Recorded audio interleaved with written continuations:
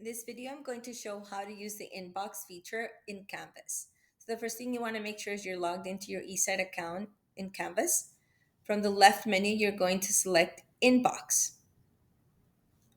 That's going to give you a list of the email messages that you have received with the most recent one at the top and the oldest one at the bottom. Right on top of the messages, you have the option to sort your messages by all courses, by your favorite courses, choosing a specific course or your concluded courses.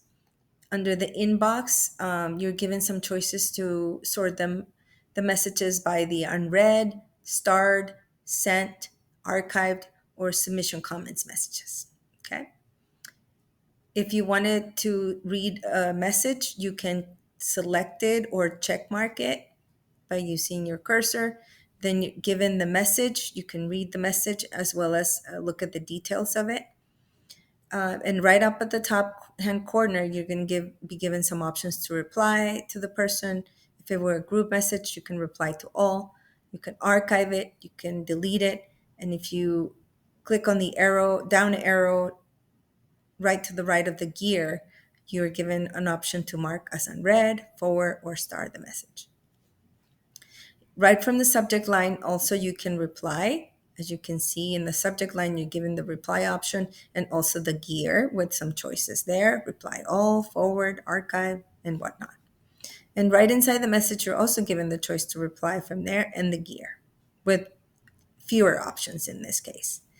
If you wanted to send the message to a parent or guardian and their child or their student, you would then go to compose message. Under compose message, you're going to be given the choice to select the course that particular student is in.